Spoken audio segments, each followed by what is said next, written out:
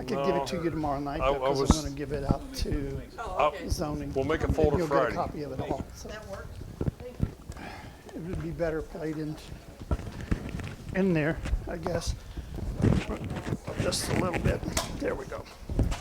How's Jeff? How are you? I'm doing fine. Ready? Thought I put my pen. Right back there.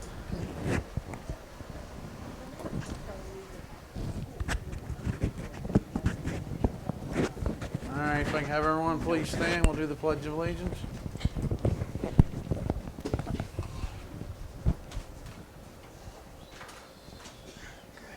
I pledge allegiance to the flag of the United States of America and to the republic for which it stands, one nation, under God, indivisible, with liberty and justice for all.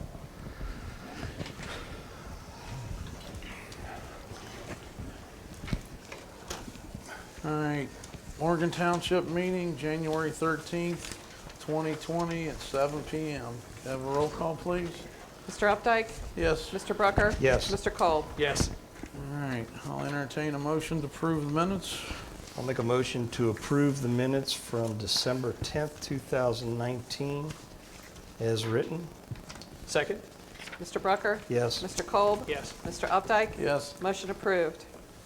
I'll make a motion to approve the work session for policy manual on December 23rd, 2019 as written. Second? Mr. Brucker? Yes. Mr. Kolb? Yes. Mr. Updike? Yes. Motion approved.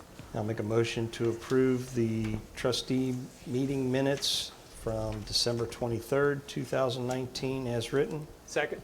Mr. Brucker? Yes. Mr. Kolb? Yes. Mr. Updike? Yes. Motion approved. Okay, I'll entertain a motion to approve the warrants.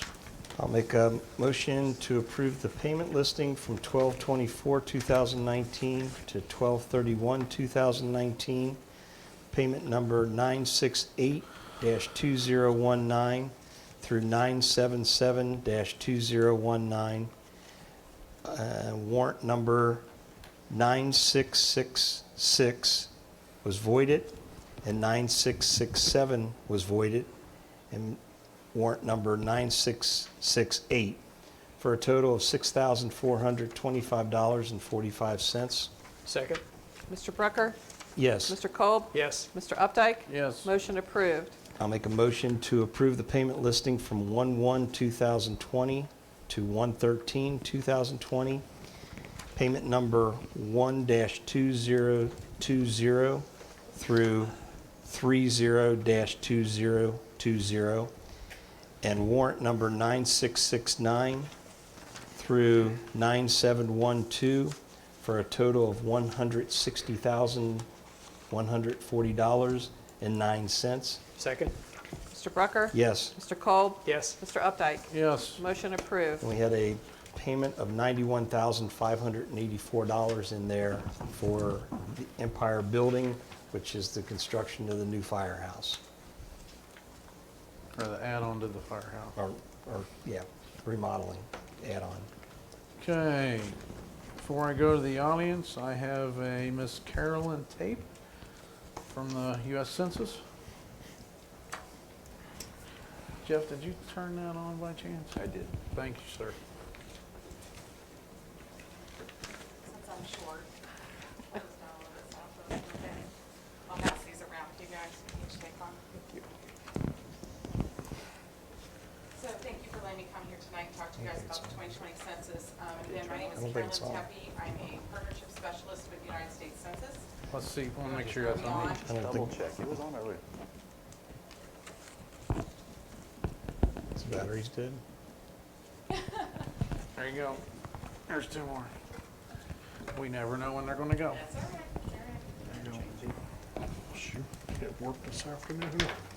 Pointed to you, so everybody in streaming land can hear me, so make sure that works. So I'm going to be going over the left, the packet in the left get this side, not the, all the other stuff's just extras. Use the backup. There you go. Thank you. Again, my name is Carolyn Tepe. I'm a partnership specialist at the United States Census. I cover Butler, Warren, Preble, Darke, and Mercer counties. I've been out in the community since February of 2019, talking about the 2020 census. So I'm just going to do these really fast for you guys. I want to try to keep it under 10 minutes for you guys so that you have an idea about the 2020 census and the processes that we've been going through. So I'm going to talk about the goal of the 2020 census, why we conduct a decennial census, how things are going to be different for this decennial census, and how your community can help. So our mission is to be the nation's leading provider of quality data about its people and its economy. To do that, we conduct a high-quality 2020 census that fulfills our goal to just count everyone once, only once, and in the right place. We do it because it's in the Constitution. Article 1, Section 2 of the Constitution mandates that everyone be counted every 10 years, and we always do that on the zero. Moving over to the next page, I'm going to talk about a little bit about the history of the census. We've been doing the census since 1790. Our first census was conducted by then Secretary of State Thomas Jefferson. It was done on horseback. It was only for the 13 states, but it still took 9 months to complete. And there were 3.9 million people in the United States at that time. So since this is my history of technology, actually, I'm going to jump forward to 1970 when we first introduced a mail-back response feature. Before that, we had all been doing door-to-door. In 1990, we moved to data collection and telephone response. 2010, for those of you who are old enough here to remember, we used to do a long form for the census where we had lots of personal questions. That was eliminated after the 2000 census. So in 2010, it was the first time that we did just base information. And we'll continue with this census, which will only have 10 questions on it. The long form, I was having a little conversation with Jeff a minute ago. The long form is now something called the American Community Survey. And we send that out to 266,000 homes every month of every single year. It is an ongoing collection of data. So that is where those long personal questions are. So some of you may have had the lovely pleasure of receiving that. Jeff shared with me he received his last year. So it's a random sampling. You may never receive it in your life, or you may receive it every year. It just kind of depends how they're sending it out and how their computers spit that out randomly. So the reason we do the census, there's 4 reasons. It's for apportionment, redistricting, funding, and planning.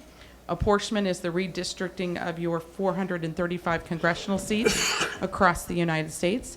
In the state of Ohio, prior to 2010, we had 18 seats. We moved to 16 seats, and it is anticipated that we could have a change again with the decennial census this year. So that's why it's very important that every person in Ohio is counted. And then it's redistricting. It's the drawing of boundaries. While we don't draw those boundaries, it is our data that determines those boundaries. And then the reason that most of us care, and the most of us care about anything, and that is funding and money. So it is the distribution of approximately $675 billion every single year into our states and then into the local governments for federal dollars. And that can be everything from highway planning and construction, transit, school safety, Pell Grants, school breakfast lunch programs in the school buildings, state health, children's health insurance program, violence prevention, and on and on. And then it's the planning. I think one of the most interesting things I learned in that businesses use our data all the way to deciding whether there's going to be, based on community demographics, whether there's going to be Depends at the end of a grocery store aisle or diapers. It's what they use to make those decisions about communities based on census data. We also use it as real estate developers as decide where to build communities or where to build businesses and grocery stores. And then our schools and our local officials also use it. So why we're going to be changing for the 2020 census, the biggest one is that we've been in the process now of establishing where to count. We looked at every single residence and address during the fall of this year through address canvassing, confirming where everyone in the United States can reside. Then we've been in the process of motivating people to respond, and we will continue to do that. And then we'll be counting the population starting on March 12th. You will receive an invite in the mail encouraging you to go to our census website to respond online. However, you also may still respond by phone or by mail, or if you prefer a person to come to your door, we will start doing that on May 1st if you have not yet responded. I do want to say at this point that once you respond, you will stop receiving information. You will stop receiving encouraging letters of support from us to respond. So if you don't want someone to knock on your door, or you would like to stop receiving those paper messages from us, respond early and respond quickly. So we encourage you to do that. Just to give you a little bit of a phase process for us, we've been in the education phase. We now are in our awareness phase. Tomorrow will be the launch of our media campaign. So that will be the official launch of awareness. We'll go through the end of February. And then in March, we'll start a motivation phase. And then we'll move to a reminder phase and then a thank you phase. So the census, like I said, will be the first time ever that we've done it online. Several of our surveys have been online for a while, so it's not the first time responding online for the census, but it's the first time the decennial census, the 2020 census, will be online. It will be 10 questions. In your packet, you'll find something called Why We Ask, and that has the 10 questions on there. But it's basically your name, your age, your sex, and your race. And also a phone number in case we want to call to confirm information. And then is it a owned or rental property is the majority of those questions. And then we also have your phone option with 12 languages of support. You can mail it in. Starting the week of April 8th, if you haven't responded, you'll receive a paper copy of the census in the mail that you can respond on paper. And then, like I said, non-response follow-up, which is door-to-door, will start on May 1st. The census is also safe. Your data is all protected by U.S. Code Title 13. It authorizes the data collection and it restricts the data to only be released in statistical format. Our data is encrypted on the front end and then unencrypted on the back end. All census workers are background checked and we take an oath for life. A penalty of sharing any of your personally identifying information would be 5 years and $250,000 fine, of which they don't pay me enough to pay that. So I have no plans on sharing any of that information out there, and I don't think any of us do. Actually, I have been very, very impressed with the census. If you want to know more after, I'd be happy to tell you, but they go to great lengths to protect your data. So the next map, which you can't really see very well because I'm giving it to you in this response, is our response outreach area mapper. So if you go to ROAM, R-O-A-M, and you type in census, you can search and pull this map up yourself and search all the way down. But as you can, anything that's in a darker kind of color, because this is black and white, is an area that is of higher concern for the census. So that means that they have people with a low, what we call a low response rate. So we know that there's people there that don't have a tendency to respond. You're very blessed here in Morgan Township to have a high response rate. So it's not been a high concern for the census. For people, I think I looked up earlier, I left my phone sitting there, but like 76% of your people respond to the American Community Survey. That's very high. That's a high response rate. So it's not really a concern. We do need your help, though, because there are hard-to-count populations, and these are renters, people that don't have a strong commitment to a community, highly mobile people, young adults. Young adults have a tendency to think they still live at home even when they live in their own apartment. I have a 21-year-old who thinks that, too. College students, this is a good point if you have a college students are counted at college if they live at college. So I think the best example of this, people say, well, I spend a lot of money at college. Why is my kid being counted at school? I'm paying their bill. And the answer for that is if you think about the University of Oxford, if all of those students were counted back at their homes, the city of Oxford would receive no funding to be able to support those kids there when they're there 9 months out of the year. So that's why it's important for students to be counted there. Plus, that is where they live 9 months out of a year. And so that is their home during that moment in time. So that's very important that they're counted there. Low income. Children under the age of 5. In the 2010 census, we found that we missed about 1 million children under the age of 5, and that's due to complicated family situations.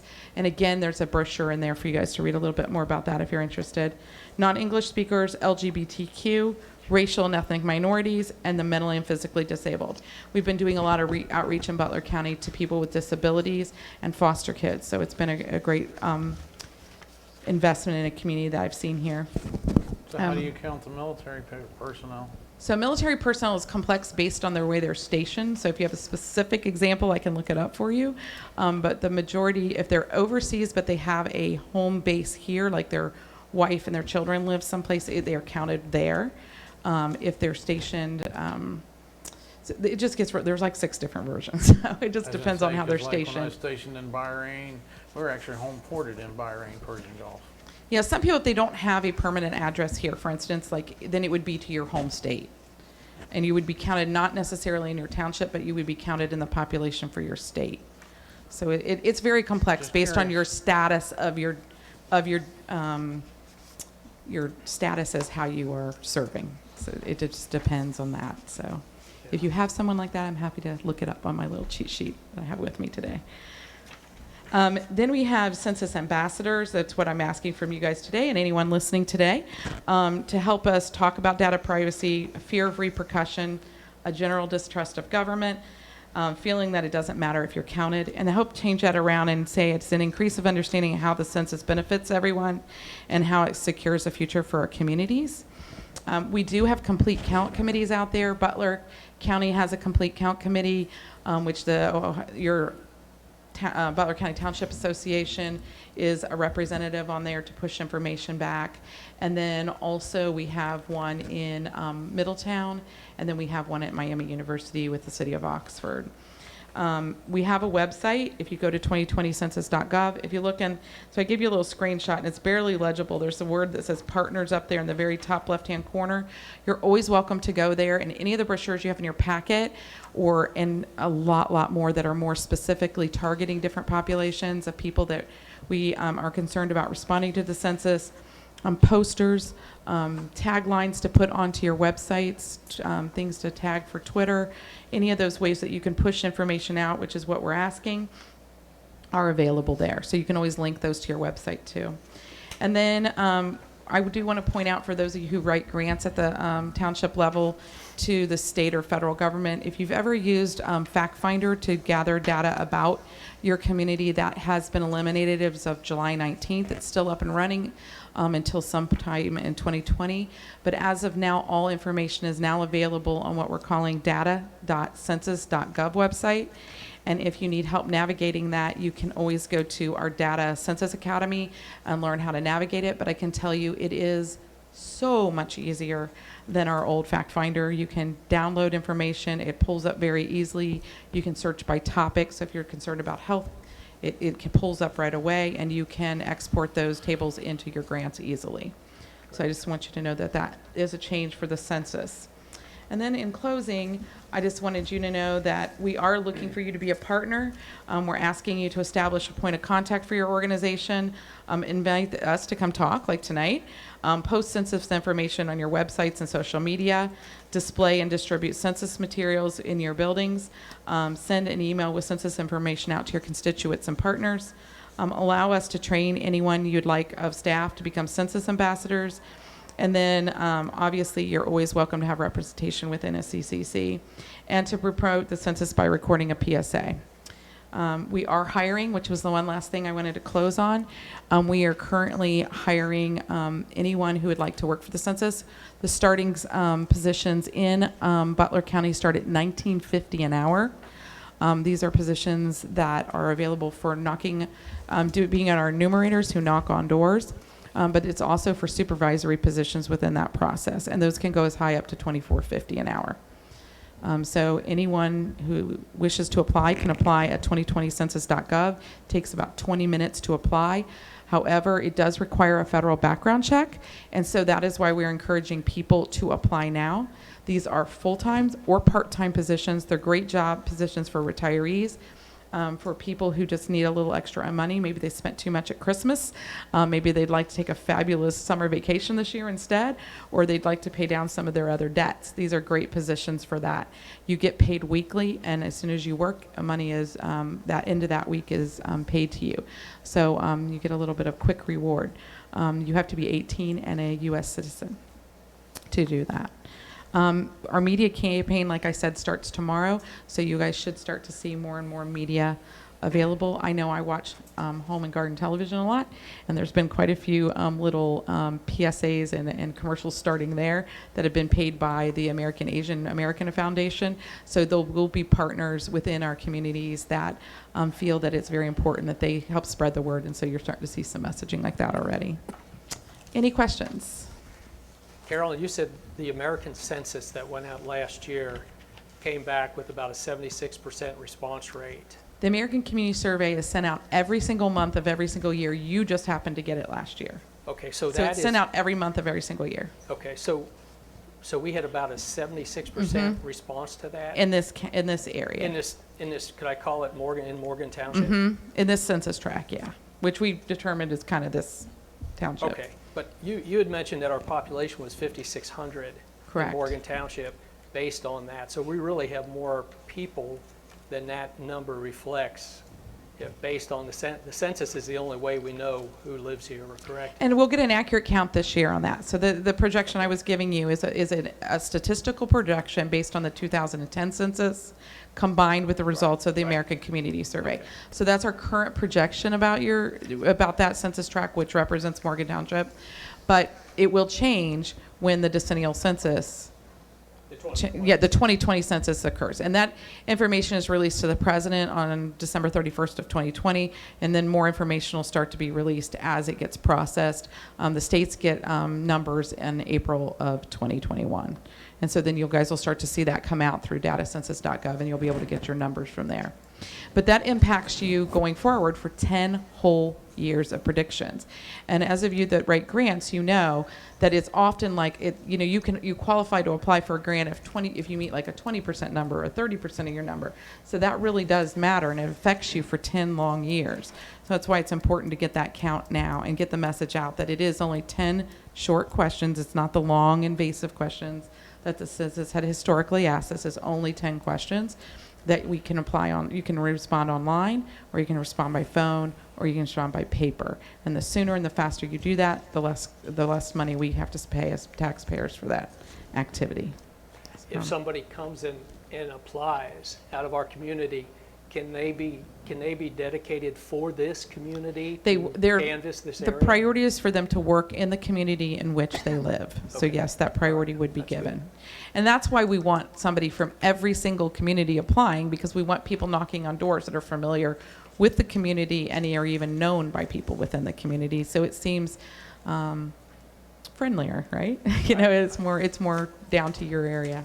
Yeah, I mean, those are the people that know the community. So that's why it's important. And that's true in rural areas, and it's true in urban areas. So, yeah. Any other questions, guys? I'm happy to take phone calls anytime. My card is in there. Please feel free to call during this process if anybody needs anything. Okay? Thank you. Thanks, Carol. Thanks, Thank guys, you. for letting me Thank come you. tonight. Thank you. All right. Anyone else from the audience tonight have anything? If not, Mr. Galloway. Okay, I'm going to start on the administration side. You have in a file folder, because we kind of did this last minute, we didn't think we would have it ready for tonight, so you have a file folder that looks like this, is the budgets for 2020, and we can go through those quickly, and you can review those and then let me or Connie know any questions. We did this last week. Rob was in there with the road department, and then we reviewed those again today with Connie and myself. So first one's the big 11 by 17 sheet. This is the 2020 fire budget for the year. You can see the line items under there. The very far right-hand corner is the expenditures that we had last year. Projection, obviously, of everything that goes down there. You'll see the gray shaded area of what the 2020 balance should be after everything is proposed in the budget from the carryover and then the revenue for 2020. The key things this year will be in there is we're going to purchase some further extrication equipment that we bought with last year. We're just going to finish that package out. We need to replace all the Knox boxes that are in the vehicles. The Knox box company has gone now to the cloud and no longer has it digitally in the machine, so we have to replace all of the ones this year in the vehicles, which is an expense of $8,600. And we're just getting a final quote from Knox box before we bring that. We're going to finish and complete out the grain panel system with the drill auger. And then the other thing that I have in here, I don't have it budgeted in here, but it's capable with that amount of balance is if the AFG grant doesn't go, which the AFG grant is not out yet, it was supposed to be out in November for the new radios that the Butler County Fire Chiefs got the grant for, and we'd be paying our 10%, or about $9,000 of that share. If the grant doesn't get approved, whenever it does come up, then Motorola has guaranteed all the fire departments a fixed rate price through the end of 2020 if we so choose to purchase radios. Right now, that would be a replacement of 18 radios, both mobiles and portables, and the projection was $92,000 if we replace it without a grant from the feds, if we don't get that AFG. So that's just on hold for right now. But And that's the only the budget- fire, that's not the 3 for the That's road. not Rob's 3, yep. But for now, it's on hold. The radios are continuing to work, and we're going for the AFG grant first to see if we get our share and only pay the $9,000 investment. That's the 2011 fire budget. Next one you'll have in your packet will be the EMS budget. These are salaries, and basically we were under our estimated salaries for last year. We moved under Connie's recommendations, we moved Social Security and Medicare from the EMS billing back to this account. So you see at the top the proposed budget, you'll see the total, and then you'll see in 2020 remaining revenue of $118,100 that would be a carryover to 2021. So because of the timing that the money comes in from the taxes, there is occasions when we do have to, in like late March, early April, take 1 to 2 salaries out of this first account here because of the timing of when taxes are received at the township. And that's why you see on, if you go to the first sheet again, that's where you see salaries, why that has been raised up, because it does cover at least 2 to 3 projected salaries just because of the timing. Not that the fund doesn't have it, it's because of the timing of when we receive that. Third budget is the EMS billing budget. This one here is pretty straightforward with EMS training, our EMS supplies, drugs, medical equipment comes out of this one. I will say that in 2019 we projected $18,000 for the minimum manning, and we only spent because we just did the last one right here, we spent $15,700, so we were $3,000 under what we estimated for minimum manning on that line item. The new one you'll see in there, and I need to go back into the first one again, but the new one you'll see in there is the payment for the squad for 5 years at the $48,000. If you go back to the original one, if you go to the very bottom line item, you will see the bond payment for the station addition is there right above the 2020 budget total. The $75,000, so that's built into that one, into the budget already. Any questions on the 3 fire budgets? Okay, next will be Rob's 4 budgets. The first one, and I'll let Connie and Rob also throw their information into here as well. The first one is the 2011 budget. At the top right, you'll see the budget and how much it is. These two funds that will come out of this are operating supplies, budgeted at $11,000 and sold at $18,000, or a total of $19,000. There's a carryover of $22,000, a revenue projected by Connie at $14,000, $36,000 total, which means there should be a projected, and these are all projections again, of about a $17,000 revenue if everything goes right, nothing breaks down, everything goes on path. Yeah, let me just say, all these carryover numbers are very much subject to change because I haven't closed 2019 yet. So there are bills that are still coming in for 2019 that I have to pay out of the 2019 budget. I can't pay it out of 2020. So these are just, like, we hope that they're this Projected. good, but they may not be. They're projections. Yeah. And we're close, Connie is close with that, but there's still some POs and some stuff that's from the fire department and the road department that are still out there that haven't closed yet. Next one is Fund 2021. This is This is the gasoline tax. the gasoline tax. And you'll see at the top, $277,000. And budgeted this year, repairs and maintenance is $3,000. The primary operating supplies is out of this budget at $25,000. Gas, fuel, and oil is budgeted at $10,000. Machine equipment and furniture is just thrown in there in that category. $30,000. Contract services at $200,000, which is the maintenance on Rob's printer in the back, the copier, and then $10,000 for salt. So this one has a $78,200 expenditure. The carryover, talked to Connie today on this again, and this is projected to be close to a 145, but there's still some opens out there. And then we went conservative on the revenue, on the gasoline tax at about $11,000 a month that it'll bring in now with the raised gasoline tax. So that one has a projection, and again, I use these very cautiously when I say this, but that one has a projection revenue in 2020 of $198,800 as a revenue over and above what we budgeted. Okay.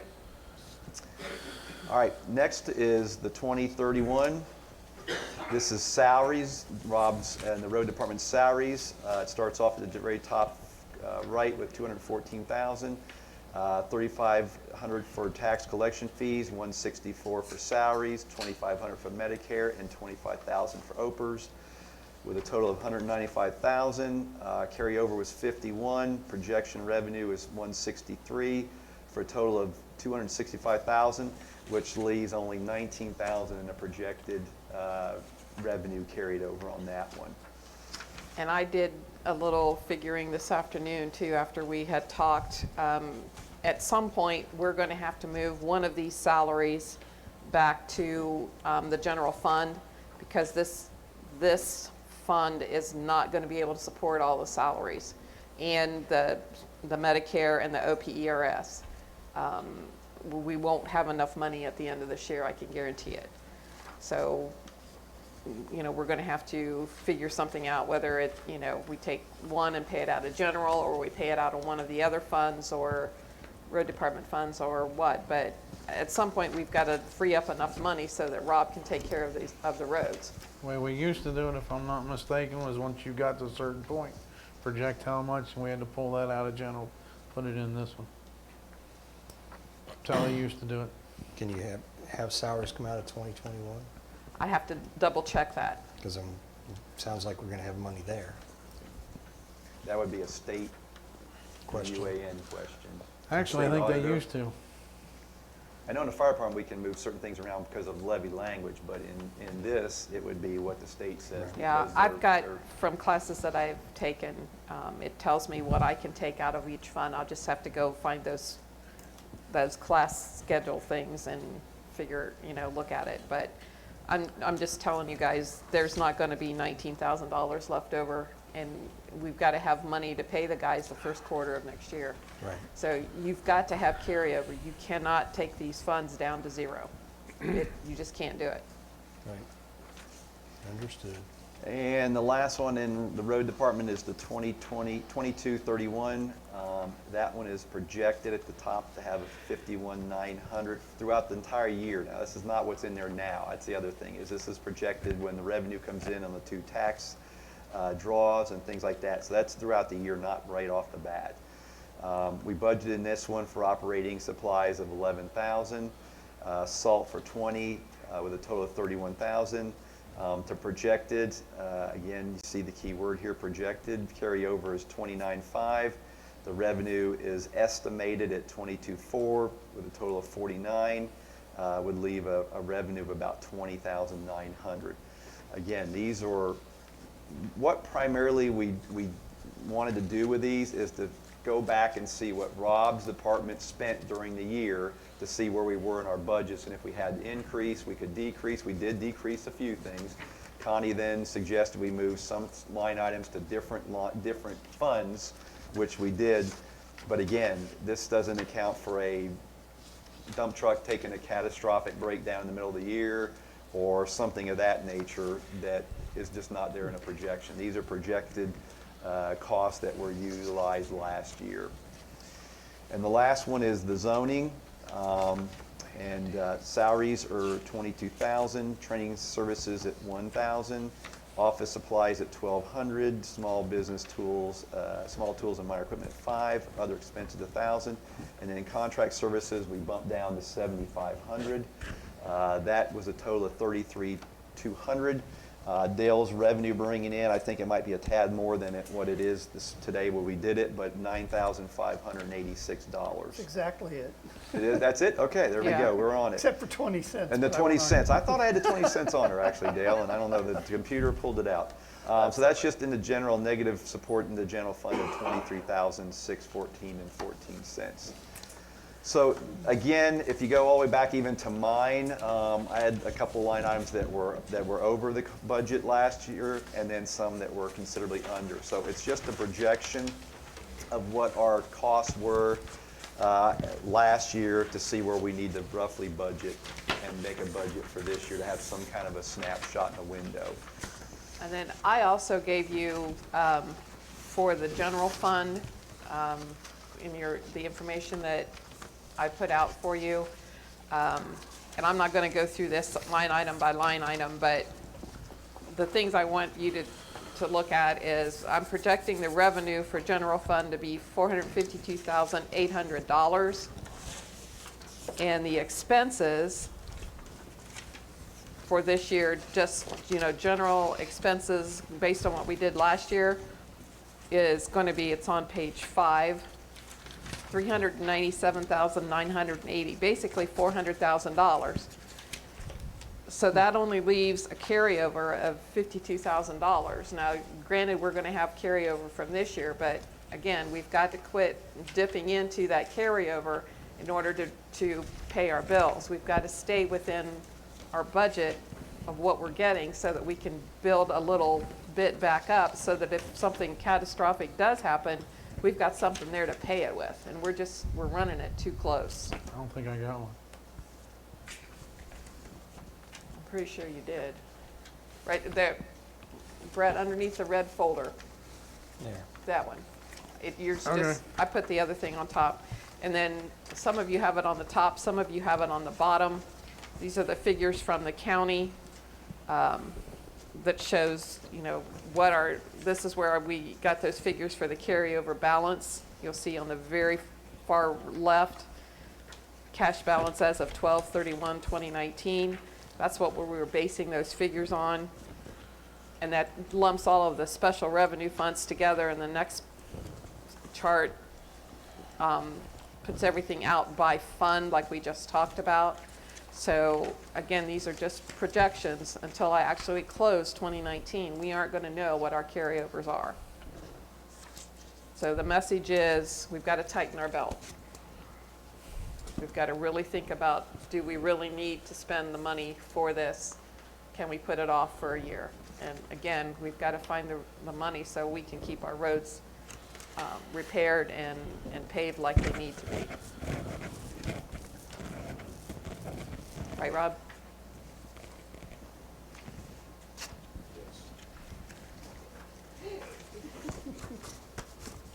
Okay. And I'll be more than welcome one-on-one to any further in-depth questions on the budget if you would like. You can just get a hold of me and let me know. Next is, I thought I had them in your packet, but I don't, but there's about 20 of them sitting over on the desk. And I sent the link, Tom, to you today.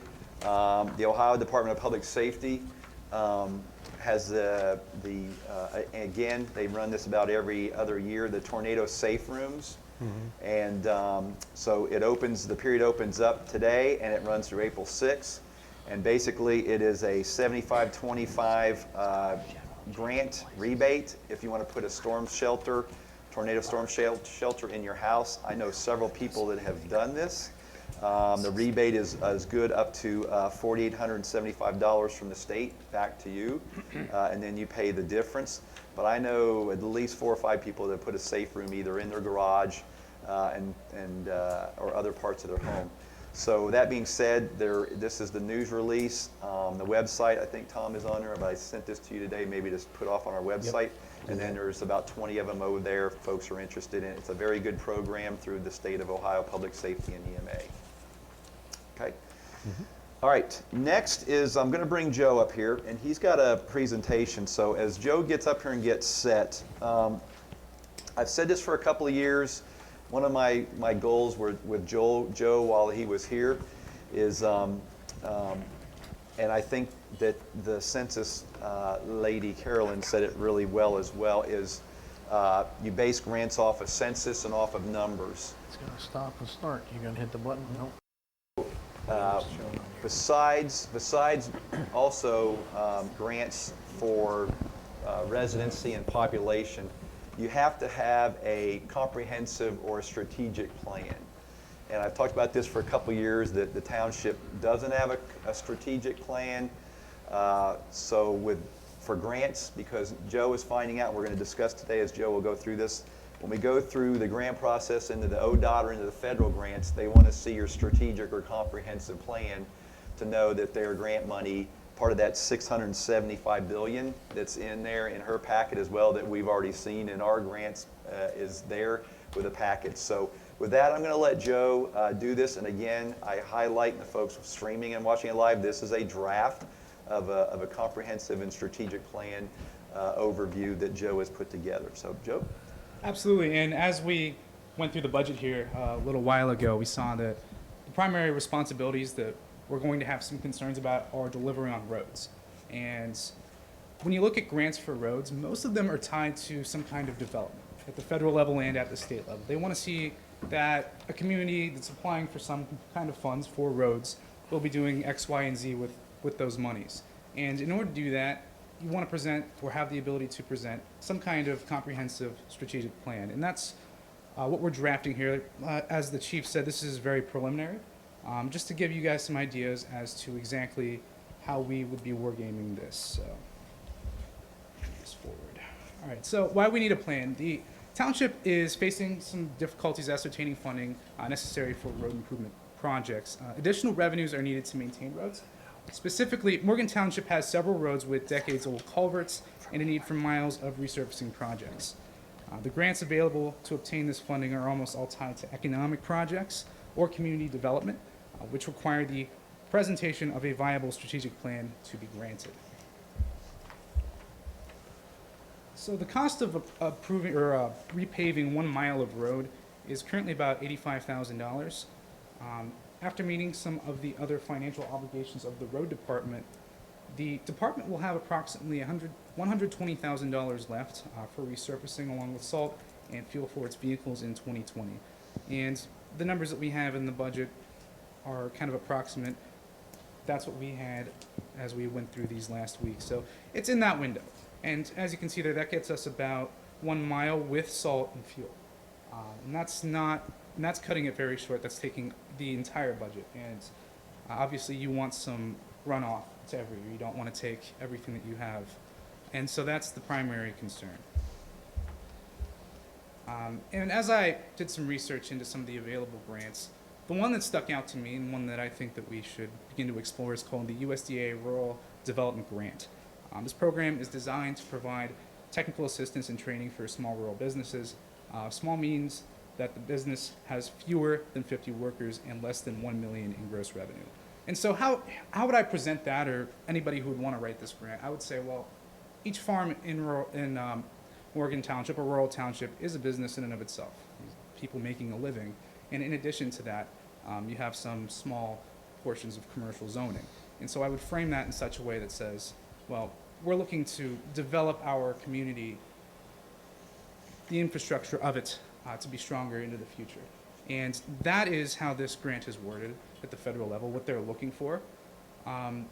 So the opportunity grants are limited up to 10% of the total business rural development annual funding. Enterprise grants must be used on projects to benefit small and emerging businesses in rural areas as specified in the grant application, and encompasses a wide variety of different businesses. So those are the two kinds of grants embedded within the USDA Rural Development Grant. How exactly we would proceed would be up to trustees. We can go over this. The one thing that I'd like to do, if this is okay to you, and we'll talk later, is if I can get some permission to start pursuing some of these applications. I don't want to speak on anybody's behalf, most certainly the townships, but I'd like to get the ball rolling because it looks like this might be something that could be of use to Morgan Township. And this is if there is some kind of business-related framework to our comprehensive strategic plan. Ohio Means Jobs, they may have some available funding for infrastructure. Their guidelines, at least that I've seen thus far, aren't entirely specific. So therefore, it's more about how we frame it to them. And that ties back into just having a general framework in this plan. And if it's something that they would see as being beneficial, that would cultivate some kind of development, this is another potential avenue at the state level for ascertaining some funds for Morgan Township's roads.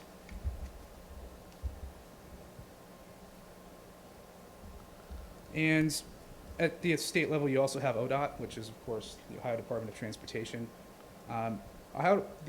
These funds include the Ohio Public Transportation Grant Program, Rural Transit Program, County Service Transportation, and big alphabet soup there for you. They are available as general grants for infrastructure improvements at the township level. So these are things that we could apply for as a community. Now, this application is not processed until September for the following year. So if we were to go through with the ODOT application for some grant funds, we could not figure that into 2020. That'd be a 2021 project. Now, I'm happy to go about beginning that application, but it's something that would be pushed off into the future just because of the windows of time that we're dealing with. No, I put Ohio Public Works up there. That is not a grant. That is a series of subsidized loans, so they're small interest loans. If it's the case that we decide that we need funds, Connie over there with the finances, and there was maybe a way to get a loan that would be preferable, that would be how you would do that at the government level. So it's another potential option. So as I had mentioned at the beginning, this is a very general idea of a plan that's beginning to come together, but I don't have many specifics yet. It's not a multi-phased comprehensive plan by any stretch of the imagination at this point. It's just a framework for something that we could go about doing to maybe get some more funding that's needed for the roads. There's presently more work that needs to be completed that can be budgeted for. And absent of grant money, roads that need resurface and culverts that need replaced may further deteriorate, and perpetuating the problem into the future and increasing the costs of repairs to unsustainable levels. And the reason I put that up there is actually, I'm from the other side of Ohio. So if anybody knows where Youngstown is, south of Cleveland there, about a half a block from where I grew up, the residents used to put potting soil in the potholes. And the county's engineer got mad about it because we were offended. Mahoning County was mad that we had done that. Well, it wasn't my family, but somebody we probably knew. It got that bad. Now, Morgan Township roads are like glass to me because on the other side of Ohio, it's colder, so we've got worse roads. But I don't think that was great for our community. And that's a long way away from happening here. But you don't want it to get there. And so it'd be cool to have something in place to go about making sure that adequate maintenance measures are taken. And just the final point here, most of the available grants that the township may qualify for are centered around language that pertain to economic activity. And how exactly we want to play with that, it's all up to us and how we submit those grants. But that's generally the angle that government agencies are taking in granting these things. And they involve long-range comprehensive planning. That necessitates that this plan is drafted. So thank you all for your time. I can be here after if you have any questions. Thanks, Joe. So I'd just like to say what Joe has done.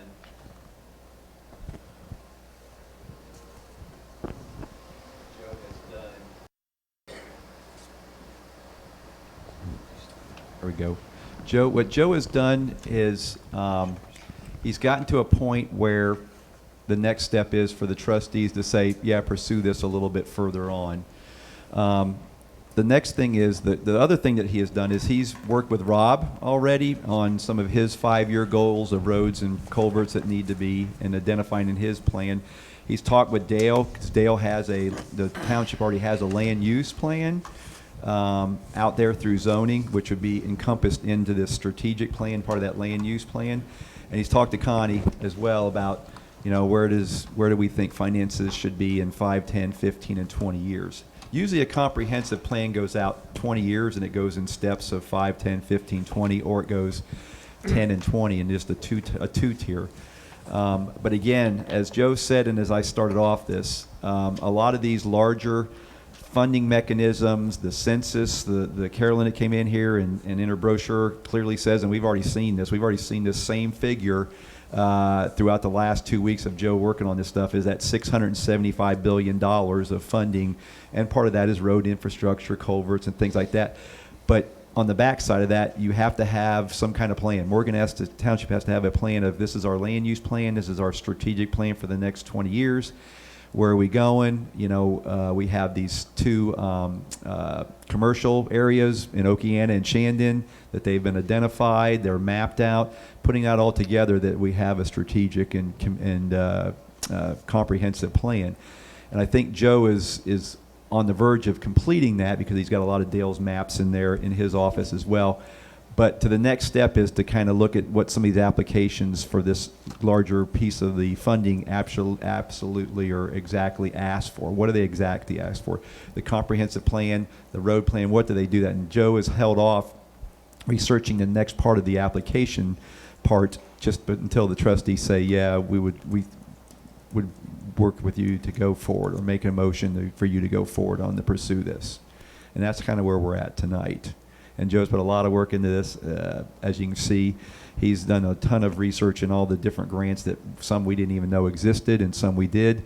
The USDA grant, speaking of census, the USDA grant is for townships of 25,000 folks and less with a certain demographics, and also with a certain average income. So with all that, falls into the same place as what the census would provide us as well in 2021 when all the facts and figures come in. I can tell you that, just to close this out, I know Jacob, when he was here, had his eye on that one in September, that ODOT, and it looked pretty favorable, but we'd already missed that window then to say, now we can start the process now to get ready for that September ODOT infrastructure and road grant. So that's where we're at now, is just discussion by the trustees to say, do you want Joe to pursue a little bit more and take a look at some of these applications, contact some offices in Columbus to see what the next steps could be for Morgan Township to explore some of these other grants that are out there? I think that's a no-brainer. With it there too? I think that's, yeah, we got to do it. You mentioned that, Joe mentioned economic activity. Are we tying economic activity into a farm business?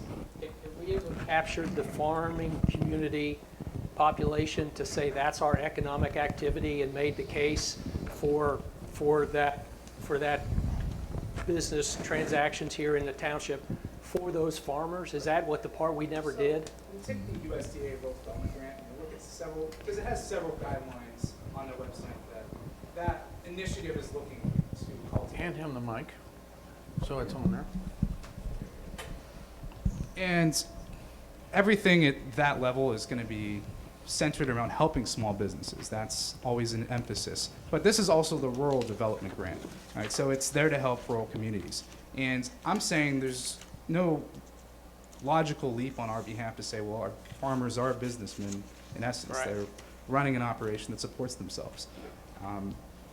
So exactly how, and I mentioned that when I was talking, how we want to frame that in those grants is kind of up to us, and I'll run that by the trustees before we submit anything. So yes and no. We could say small businesses, but we could also emphasize at the same point in time that farms are, in essence, small businesses. They are. So One it's thing we twofold. might add to that too, is something we've been working on and redoing our zoning, is we have a lot of businesses that work out of their homes, and trying to possibly getting our information that we know how many there is, that may help us in these grants, am I right? Potentially Because I Yes. think there's Yep, it should. hundreds in this Yeah, township because- that's not known. But I The think- the zoning commission's going to be working on getting that registration started this year. And I'll explain that a little later. Jeff, I think to finish answering your question is no, we've never ever captured that data.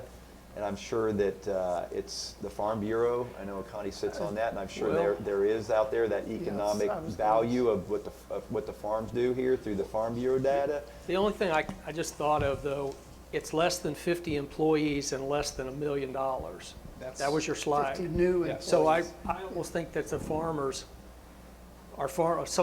many of our farmers are going to bust that $1 million. So it might not fit into that category. But I mean, I like the idea of trying to find that out. Absolutely. And when I do these research, I'll go to these offices and I'll try to figure out exactly what it is that they're looking for on these applications. There's other things I could do. We have a public administration center at Miami University. I could call around, see if they know something. Maybe one of our representatives, Candace Keller or Bill Coley, their office would know. There's some things I could try to do to get exactly what language would be the most precise for those kinds What of they want applications. to make Right. it work. Yeah. So. Yep. Yeah. They have, a lot of times they review the grant before it even goes through any processes, and they'll know what they're looking for as well for some of the things that we can add to ours. But I think, again, just the two and a half weeks Joe's been here, he's worked with Dale, he's got those zoning maps of the commercial areas in the township identified.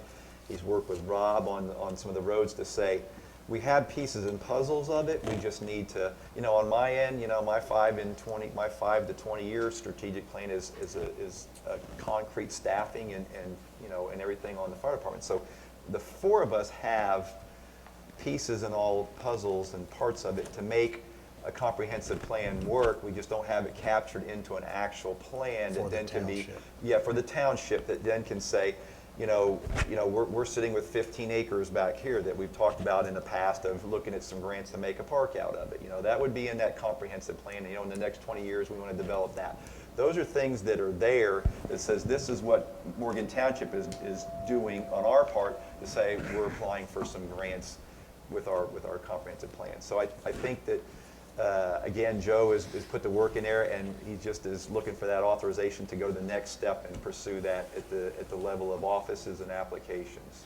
That is another aspect of the parks. There are grants, Ohio Development, or Department of Natural Resources, and there's a USDA grant for recreation too. So there's some things that we could do there. With that, I would need invoice. I would need an idea of what we would want, the land we were looking at, reach out to some contractors and say, all right, how much is this going to cost? And then we could work with grants there from that to see if there's something that's financially reasonable that we could do for a park. And finally, the OTA conference next month, I gathered a lot of good information last year. USDA had a booth there, and some other federal grant folks were there. And again, I'll talk to them again this year, and then bring that information back to Joe as well. So, Great deal. Thanks. All right. Do you need official motion? I would say something on record to have Joe pursue the next step in the application processes for future grants, and to work on a comprehensive 20-year comprehensive plan for the strategic and comprehensive plan for the township. So moved. Second? I wasn't going to repeat That was good. Mr. Brucker? Yes. Mr. Kolb? Yes. Mr. Updike? Yes. Motion approved. All right, thank you. I'm going to move over to the Morgan Township, the fire department side. Number 1 is to accept the resignation for firefighter paramedic Justin Brim effective 1/1 of 2020. You have his letter in your packet there. Justin works full-time at Sycamore Township, 24/48, and it was getting to be a little bit of a scheduling issue to work here and then still have a 24/48 job, and he just was looking for some time off and to get back to just a full one department. So that is his resignation. So moved. Second? Mr. Brucker? Yes. Mr. Kolb? Yes. Mr. Updike? Yes. Motion approved.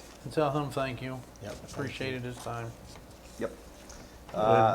If I could say real quick Sure. that he was very appreciative of everything that Morgan Township did to help him get to his full-time level.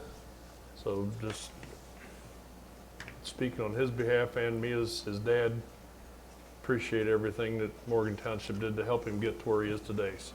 We hate to see him go.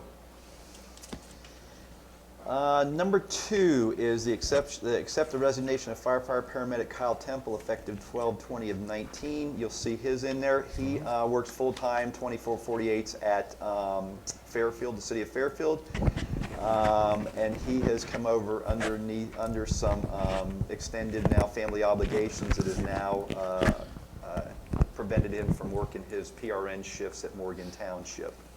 So moved. Second? Mr. Brucker? Yes. Mr. Kolb? Yes. Mr. Updike? Yes. Motion approved. Once again, tell him thanks as Yep, well. thank Yep, I think, well, it's not in that letter, but I did email him back, and both myself, Chief Griffith, talked to him at length about 2 weeks ago. Jeff, do you need the resolution numbers for those? I don't on those, Connie. Yeah, but thank you.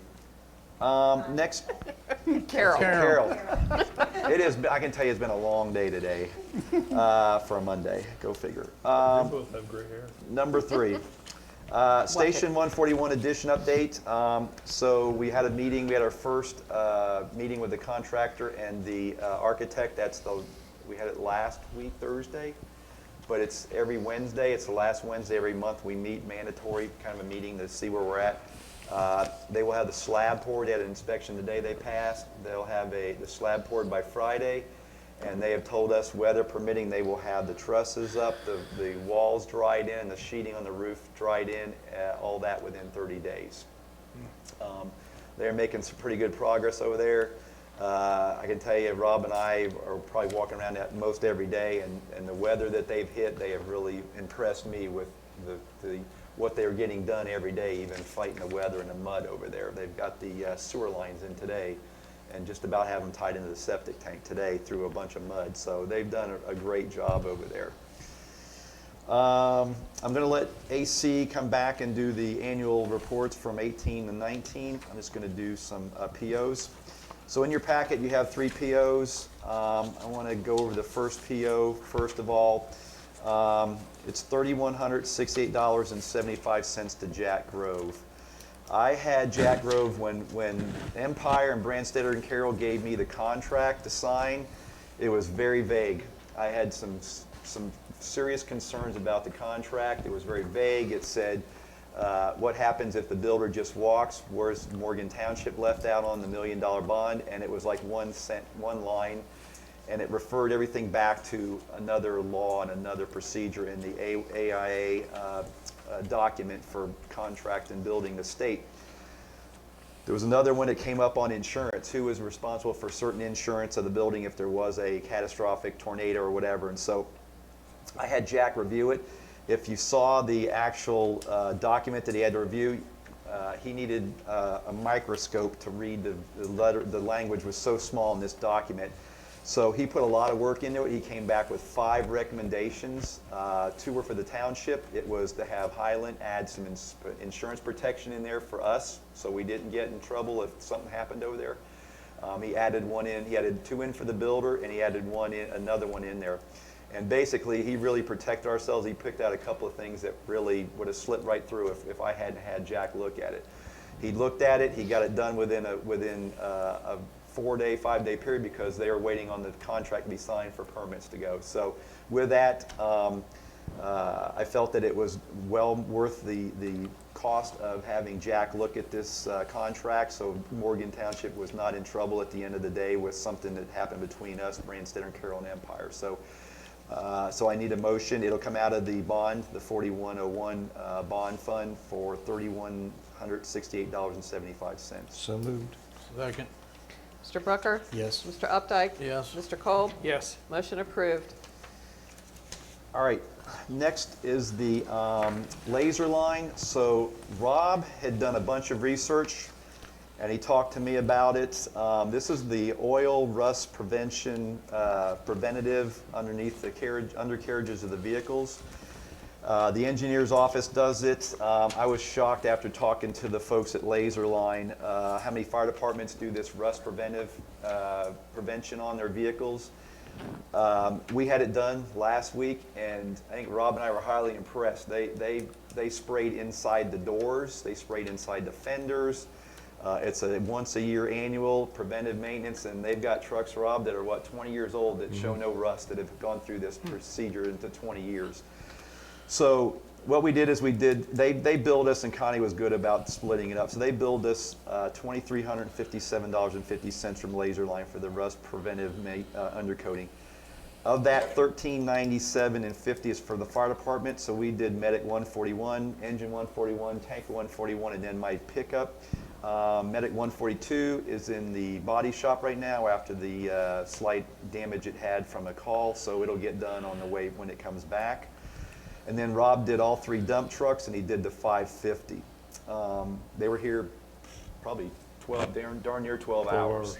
But if you've seen the process they did and went through, and the folks that both I've talked to and Rob have talked to throughout the tri-state that had it done, it's a well worth the program to prevent the So trucks. what's a from- workout per truck? Is this based on the it's- size of it? It is. So like my pickup truck was 185. I think the engine was 475. The squad was like $250. I think Rob's dump trucks were like between 250 and 275, and I think that, 275 for the 3 big trucks and 250 for the 550. yeah. So it's very cost effective. I wasn't going to do the 2001 originally, but they said if we was planning on keeping it for more than 5 years, it'd be worth doing. And for the most part, that truck, body-wise, is good. It's just some rust on the frame. So I went in and had them do the 2001, even though it does have a lot of surface rust on the frame, and it has a brand new stainless steel bed on it now. The cab is still in extremely good shape. So by doing that, I hope that'll help continue to keep it that way. And this material, it gets in behind the rust, and after a year or so, when we do it again next year, you have to do it every year. All that oil, it'll actually get in behind the rust, and it'll start making the surface rust flake off, and it'll stop it where it's at. It won't let it So grow anymore. rust inhibitor. Inhibitor. Yes. Can't say it, but yes. It also goes into the wiring harnesses and all of the wiring connections, which then stops any corrosion in the harnesses and wiring harnesses as well. Correct. I mean, when they did this, like on our dump trucks, they got double frames. They had little nozzles, real fine-haired nozzles that they put up in there and sprayed inside the 2 rails. I mean, they got that precise with it. I mean, they spent some time doing all this. They in behind all the wheels and They did it on site? on site. On site in Did Rob's it, Bay. Did it in our bay there. So actually, I kind of got a bonus as they did the floor drains. They treated all them that were rusting from all the salt dropping off the trucks. So I got that all done for free because they did the fire trucks, our trucks all in there. So I think it's going to be a plus for fire department and for us. Yep. So It's a little messy at the start, but after a week, 10 days, it all soaks in and wash it all up and be good to go. But they did say that want to wait at least 10 days before you did any major pressure washing to give it a chance to get in behind all the rust and penetrate all the little nooks and crannies. So Connie will divide it up. So I'm just looking for a PO for $2,357.50, and then Connie will divide it up between the 2 funds. So moved. Second, Mr. Brucker? Yes. Mr. Updike? yes. Mr. Kolb? Yes. Motion approved. Okay, the last thing I have is you'll have a packet in there. It looks, there's a radio. It says Motorola APX 4500. So when I bought the new truck, we moved the 800 megahertz radio from the old truck Expedition into the new truck, and that's all set, working fine. The back of my command box, if you've seen it, you pull it out, and that's where you run a command of a fire, which we've done several times. Connie's, the Reinhardt farm, and stuff like that. You're looking to put a mobile radio in the back, because the portables, you get down on the California Shanling, and the portables do not hit towers down there in those low areas in the hollers down there. So we had experimented with trying to buy a used ATX radio, the old radios that are in the system now, and 1, nobody will sell them to you, and 2, nobody will flash them or program any longer. So I'm like, well, that kind of eliminated that theory of doing it that way. So the theory is now is to get a new radio, the new APX radio, put that in the cab of the truck, and then take the 800 that was in there and from the Expedition and put that in the back and mount that as the command radio in the back of the truck as the mobile command radio.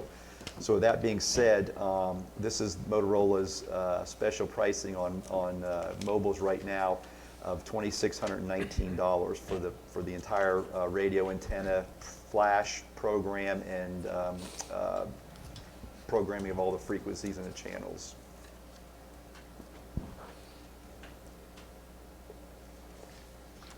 Do you want a PO for that, I said? Yes.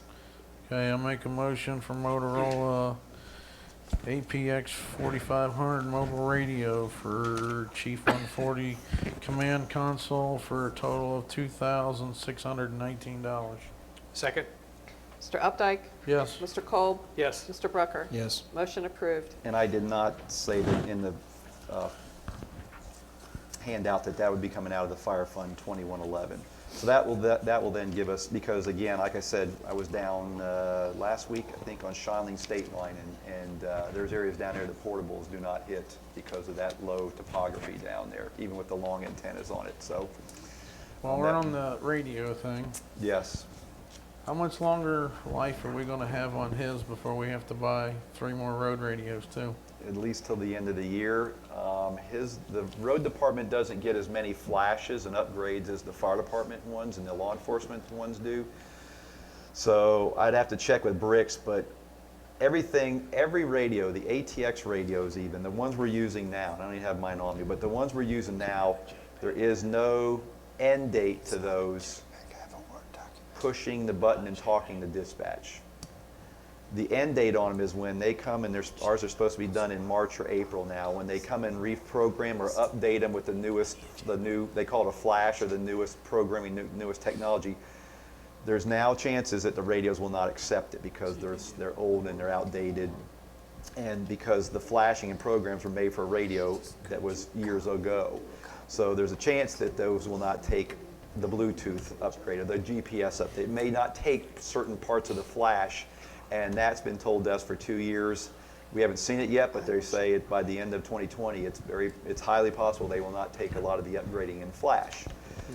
Thus, we're doing a grant to get the new ones, and 2, if we don't, we still got the special price, and we want to do it at the end of 2020 through our budget.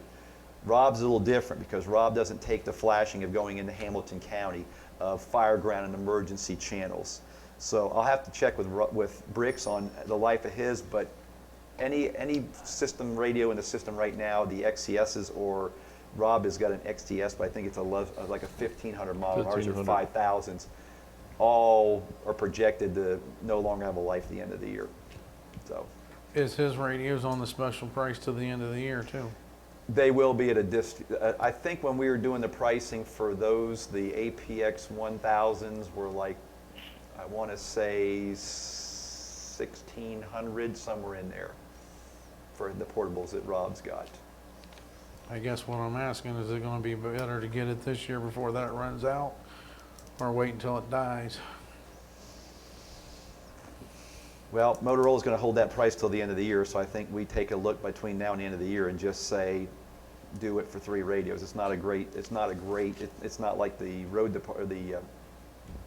road and bridge, the engineer's office is like 30 or 40 of them in the system. We have 3, and I think for 3 we can make it happen by the end of the year for 3. Yes, but I don't think I would push Rob's over 2020 into 2021 because those they take even less technology than what ours do.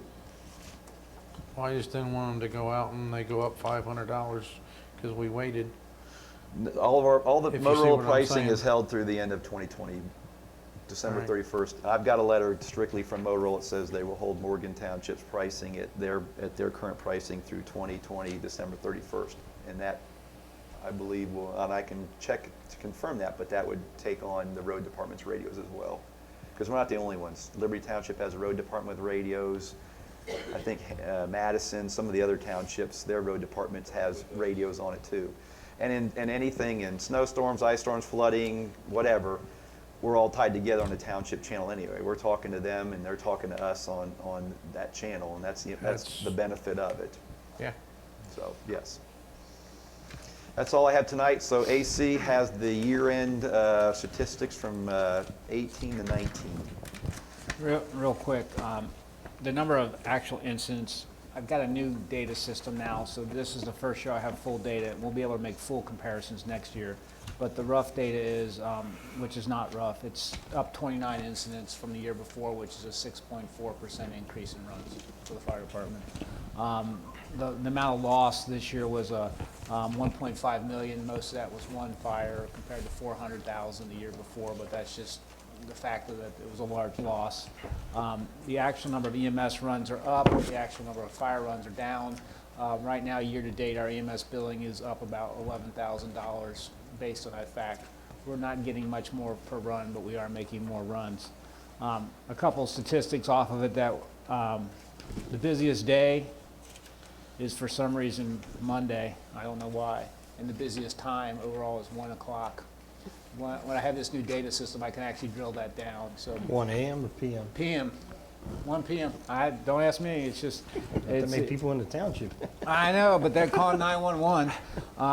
The other thing we look at is response times. Chief's always about getting those trucks out. Our average response time for every run was 8 minutes from the time the tone's received till we're on the scene. And a lot of that fact is, if you look at this, there's some 22-minute response times, 21. That's into Indiana a lot, and sometimes into far parts of Ross. It's just a fact that we don't break it out different than that. It's just, it is what it is. But when you take all that over that small of an N number, 8 minutes and 17 seconds is our average response time for everything. But the mean is really 7 minutes. That's the most. We're on scene in 7 minutes. Part of it's 9Com. If we're not answering back in a couple minutes, they're calling us back, and we don't like that. So we clear the call and get out the door. And other than that, there's really nothing of great that stands out. And we made 3 EMS transports for other jurisdictions. 2 were in Indiana. They needed ALS care, and we provided it. And we also had 1 transport for Ross Township last month. And that's it in a nutshell. Just another closing on the annual numbers and reports. Our staffing for 19 stayed solid. We had a minimum of 1 paramedic throughout the entire year. Most days it's 2 or more. We have 2 folks right now in paramedic school. They're in their 2nd semester now. But again, I will say for Morgan Township and the folks that we have working for us, our staffing stayed solid. We've got the 3 during the day, Monday through Thursday at 1,800. That's not counting me, so 4 counting me. And then we have the 4 folks at night starting 1,800 Thursday night through 1,800 Sunday night to cover that whole weekend of 4. And it works out. It's that 2 folks, 2 and 2, 2 on the squad, 2 on the engine. The 2 on the engine came back, and we've had some backup squad runs. We got hammered New Year's Day. I think we ran 7 calls New Year's Day with 4 folks. So 5, because I was out all day on New Year's Day too. So our staffing stays solid. You hear some other entities around the county that's suffering some staffing, but our folks have been dedicated through 19, and I see no difference in 2020 of having solid staffing, and then the budget and the minimum manning that continue to keep that strong. So So are you looking to hire? we're always looking to hire. You lost 3 in the last. Yep, we're looking to hire. We've pushed out flyers. I will tell you that we just had a Southwest Ohio Fire Chiefs meeting. That's 28 counties from all over Southwest Ohio, and we are in the same boat everybody else is. We don't know right now. It's an issue where there's nobody in school. There's nobody applying. They see better jobs with better benefits and all that in other trades. And nobody's getting it. There's not a chief here getting their door knocked down with folks. Private ambulances are having trouble. I've seen things now, emergency rooms can't even find ED techs because there's just no one's applying. They're either going to nursing school or some other trade or whatever. But the enrollments are really suffering, and there's natural attrition. They're losing them, and they go, this is what a paramedic is, or this is what an EMT is, and they drop out. So they have a high dropout rate too. And the guys that are in class now say they lose 1 or 2 every term, and 1 or 2 is, some of these classes start with very small numbers, and some can't even start them. We have instituted a 3-month program, kind of a staffing program that actually the officers bought into. And it's a rotation and then a Kelly day. So they'll work an extra 12 hours each week, and then when their shift hits Friday, they're off on a Friday.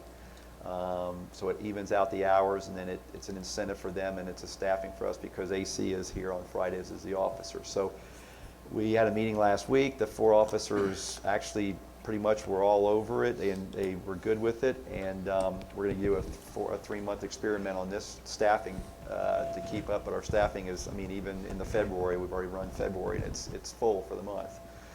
How do we get more folks? I'm kind of toying with some recruitment things at the school level, but again, Morgan Township, you know, our application says you have to have a 2-year experience, because when you're 20 or plus minutes away from a hospital, this is not the first place we want you to come work here. So I hate to use the word picky, we're a little more pickier with some of the folks that apply to us.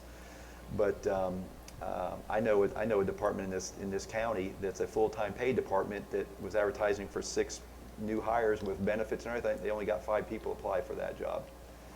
So it's not just the townships and the part-timers, it's the full-time departments that are having just trouble staffing and hiring. So again, we're doing everything. Now the memos are on every EMS board at every hospital room from Morgan Township. I saw Fort Hamilton's the other day when I went in there transporting with the crew. So we're doing everything we can. There's just nobody out there to apply. So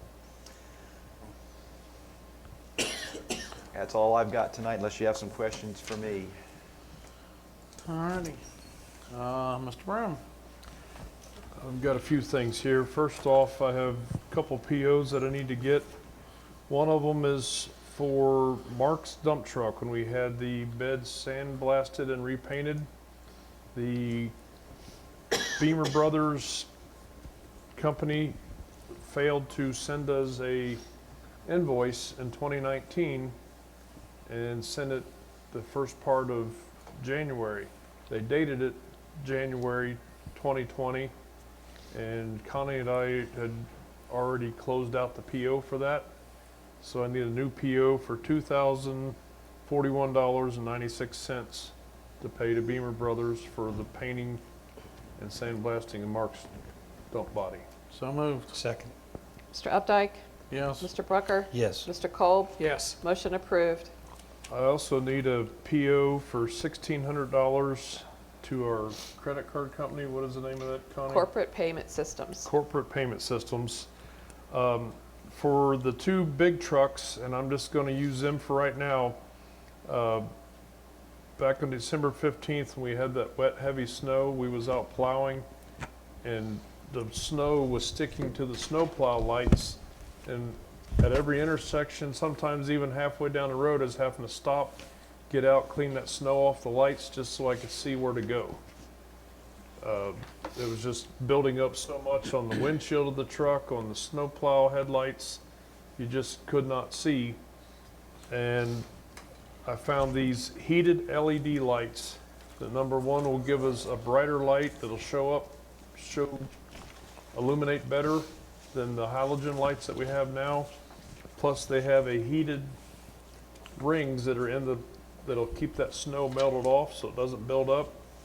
And it was, this is for 2 trucks, $1,600. $1,600 is the PO I need to pay for those. So has this been an ongoing problem, or was it just specific for Well, that it's snow? been a problem in the past, but it was extremely bad on the 15th. And we've seen where the county has them on all their new snowplow trucks, and the county didn't have an issue whatsoever with it. So I wanted to get them and put them on the 2 trucks to try to eliminate that. And then if at a later date, we might get it for the 550 once I find a set that'll fit the 550. These here are for our big trucks. And that's one of the reasons why they're so expensive. But that includes the wiring harness. It's got a external turning signal on it. Basically, it's a whole new light. That's right. So it's to the credit card company? Yes. Not a vendor? Correct. So what was the name of corporate? Corporate Payment Systems. Okay. I'll make a motion for a PO to Corporate Payment Systems in the amount of $1,600 for heated LED lights for 2 of the snow plow trucks. Second? Mr. Brucker? Yes. Mr. Updike? Yes. Mr. Kolb? Yes. Motion approved. And before I go to number 3, I'm going to skip to number 4 and then come back to number 3. We're only in the first part of January, but the engineer's office likes to get their salt contract for the next year. They like to get all the quantities and everything in early so they can get that out the bids early. They've been getting better prices. This past year it was $73.35 a ton, which comes up to $47,450 based on, that's what we're budgeting for salt.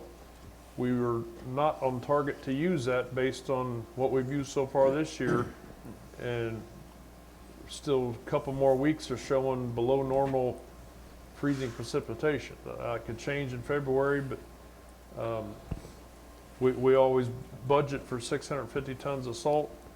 So far to date, I've only used 45 tons of salt, so we're looking pretty good. But in any case, I wanted to give the engineer's office that 650 ton number again.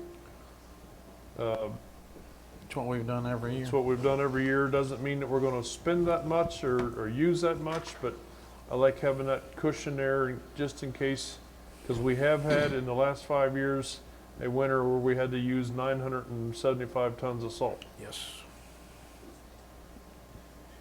I keep about 480 ton in the barn at all times. So we start the year off with 480 ton, but I like to have that 650. Yeah, but you replenish it at the end of the year. Correct. Right. I'm good with that. Second. Mr. Brucker? Oh, oops, I'm sorry. Mr. Updike? Yes. Mr. Brucker? Yes. Mr. Kolb? Yes. Motion approved. And the last thing is discussion on the 2020 paving and retracing. So let me start off. I gave you each a sheet that has, look for the sheet. It's a little short page here that has the retracing on it.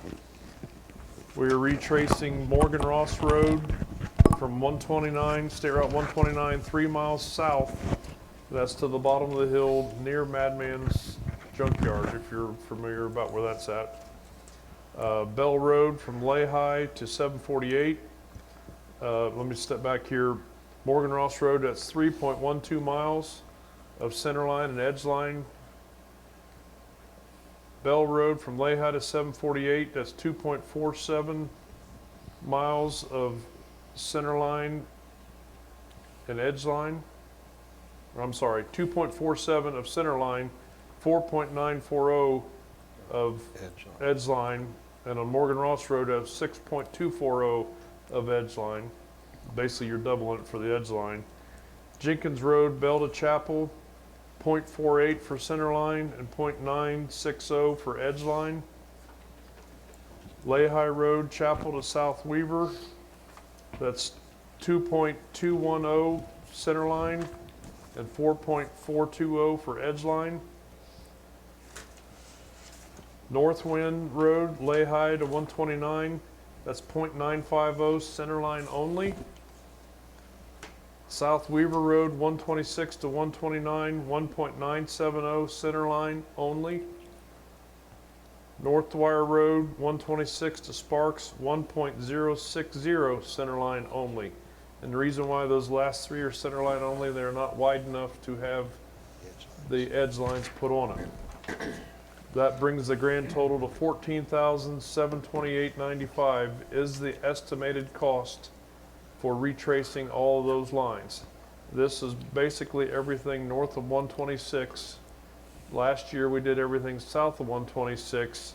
Most all these roads on the north side, it's been 3 years since the last time they was retraced. Did you have this in the budget for retracing? Yes, Okay. So how soon they need to know? February 1st.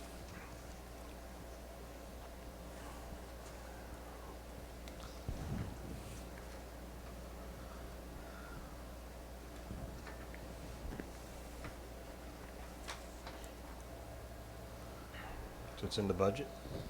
Yes.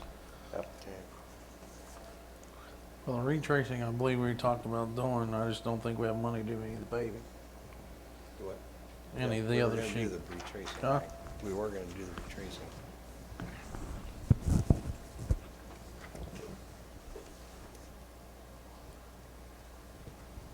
If you guys are all right on the retracing, I'll go ahead and make a motion. Second. Haven't made it yet, hold on. I'm good, I'm good. Got to be done. All right, I'll make a motion to do the retracing as read by Rob Brown on Morgan Ross Road, on Bell Road, Jenkins Road, Lehigh Road, North Wind Road, South Weaver, and North Dwyer for a total of $14,728.95. Second. Mr. Updike? Yes. Mr. Kolb? Yes. Mr. Brucker? Yes. Motion approved. Now, in going over with the budget, I know that funds are very tight on that. I know the last couple of years I've been pushing for Lehigh Road to try to get that done. Those paving numbers have come down. Morgan Ross Road's numbers have stayed about the same.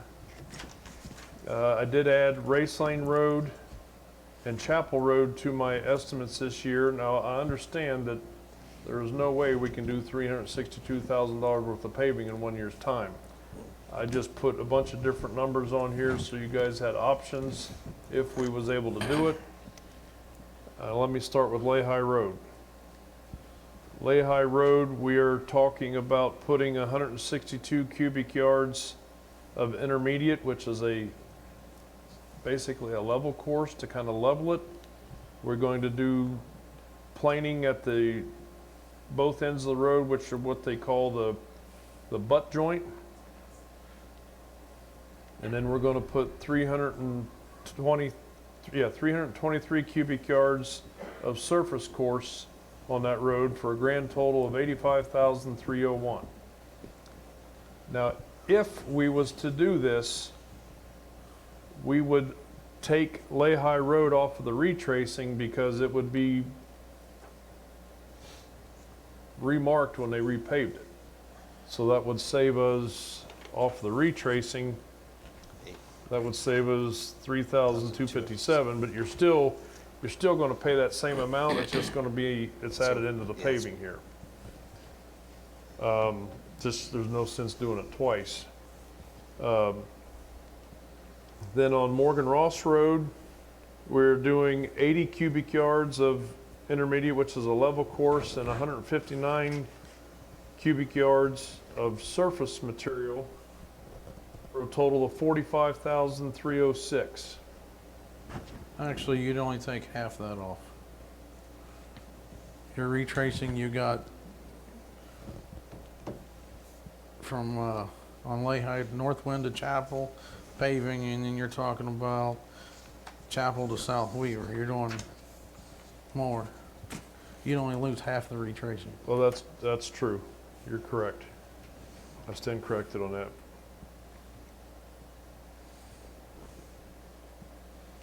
Now, Lehigh Road from Northwind to Chapel, that's 1.983.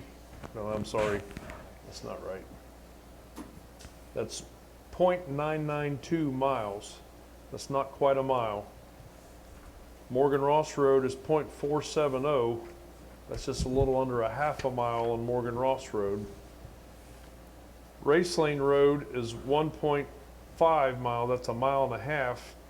Now there, they are going to mill off, which is grind off 1.5 inches of material.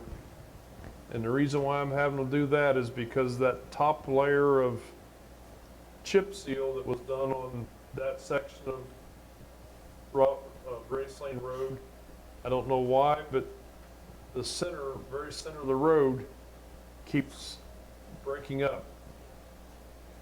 So we're milling that off and putting 1.5 inches of surface material back on, which is 752 cubic yards Now that one would be a grand total of $154,402 to do Race Lane Road. Chapel Road, I'm gonna do the same thing, but the reason why I'm planing off Chapel Road is it's got a lot of humps and bumps, and try to level it up by milling it off. And because if we put another 1.5 inches on, we're gonna have huge drop-offs on the edge of the roads. So we're gonna mill off 1.5 inches and put back 1.5 inches surface. And that is both of those are stuff that the county is doing on a routine basis on their roads. And that's kind of why I did that, is talking with them. They kind of pushed me towards that, especially with the different issues that I'm having, like with the center of the road, the layer of chip seal coming up on Race Lane and on Chapel Road because of how thick it would be. Anyway, Chapel Road would be $77,550.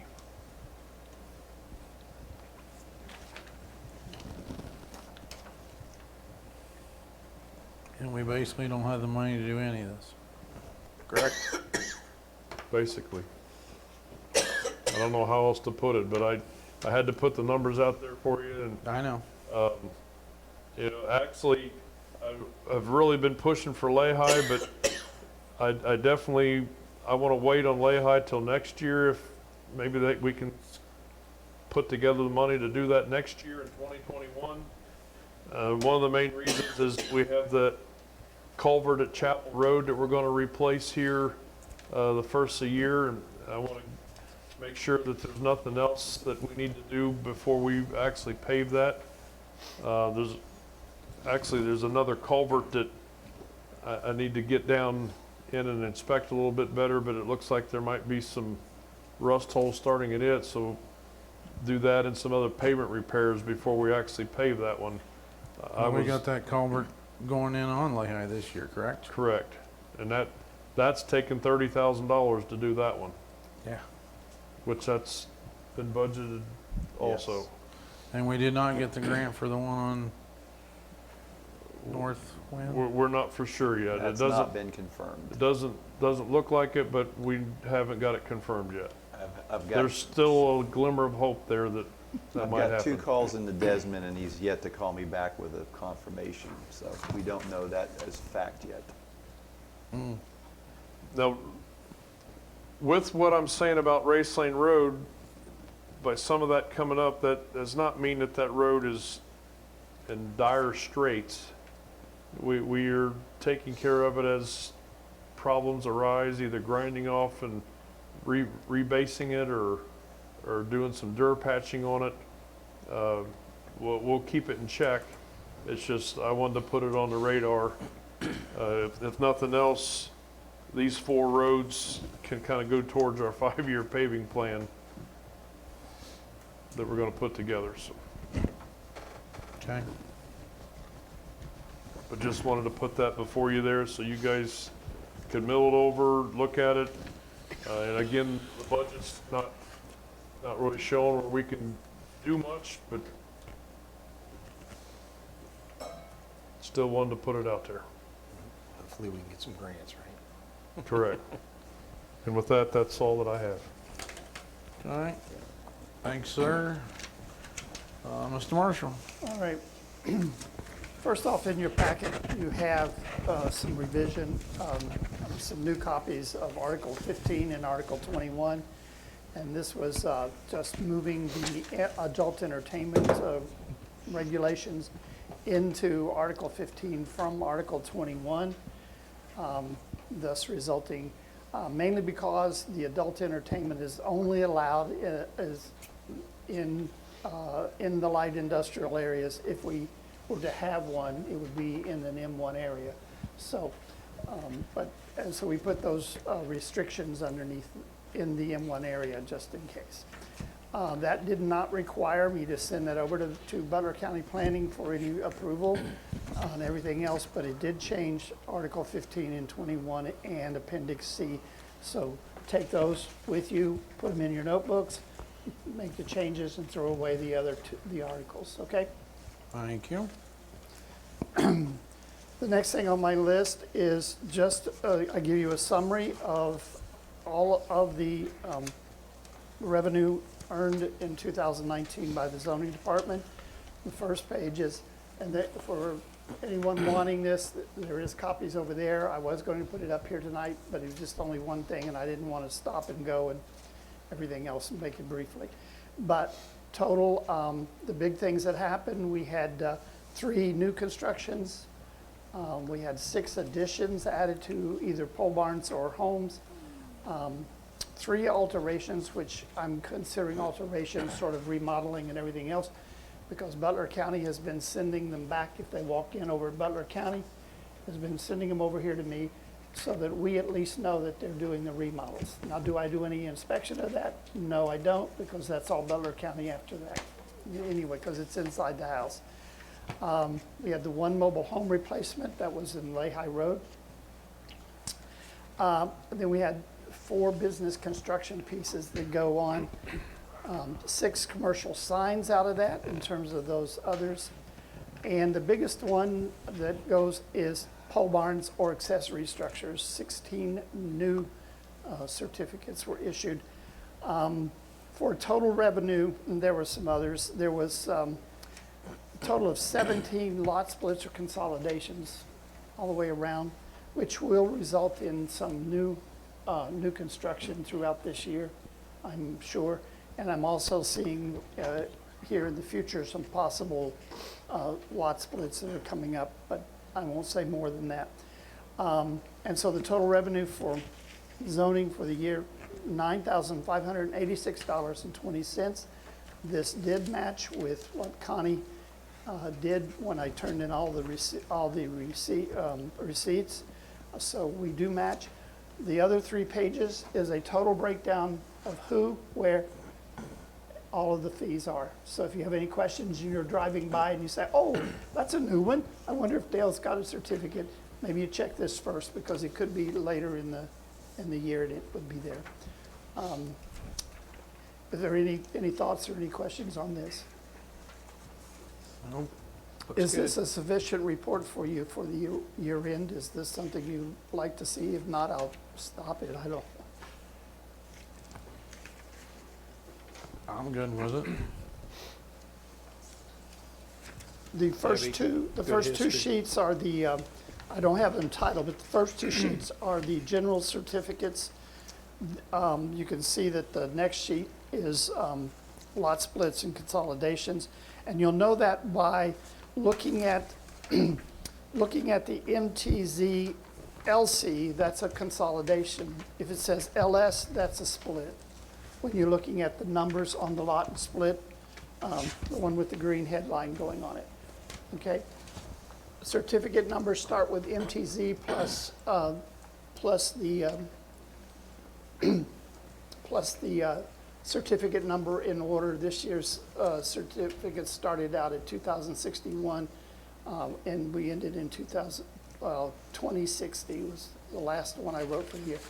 But the lot split, you'll see, to know a lot split, there is a difference when you read MTLC, that's lot consolidation. MTLS is, and I'll put a key on here, I think, also. And then on the last page is the hearing dates for each of those that we had. We had 2 BZA hearings this year. A busy year in the zoning area. Okay. Also, in your packet, you will note the next thing on my list is to speak about 1714 Dell Road and my continuing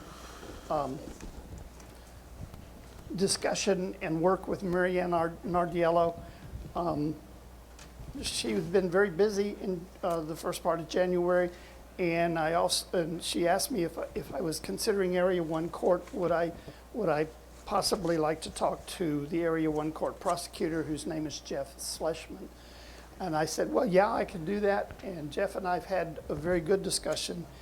And the biggest thing that Jeff has determined, and I agree with him, is that Morgan Township needs to pass a formal resolution similar to the one that you see here in your packet, that Ross Township is only worded for Morgan Township, okay? And everything else. And what I'd like for you to do is just read this over. I'm not asking you to, all I'm asking you to do is to give me permission tonight to begin rewriting this in some form. And then when we come back on the 27th, to give me any ideas that you have to, because I hopefully will have a draft of this and everything else. This is needed in order for us to begin to even pursue to go to court, okay? We need this in order to go to courts.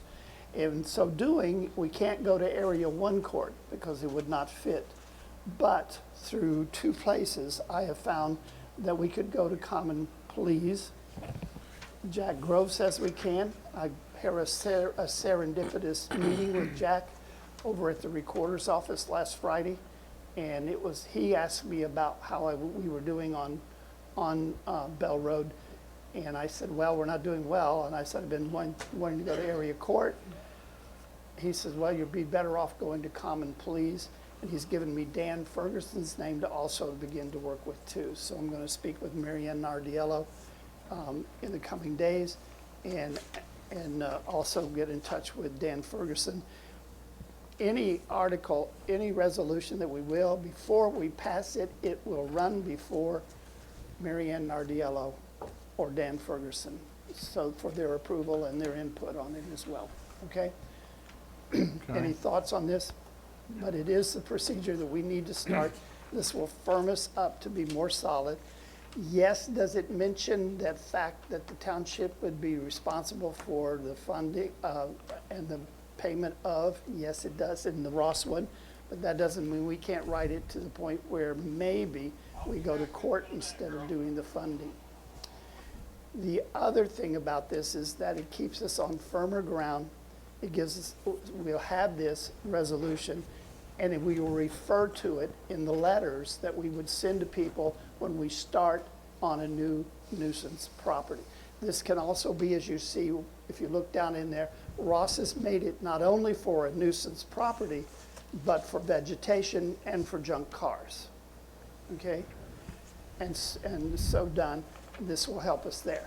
Now, the junk cars, I'm not so much worried about because we have a zoning regulation, and as zoning administrator, I can go ahead and begin to work on those and everything else because it is in our jurisdiction in the zoning area. But this is all township.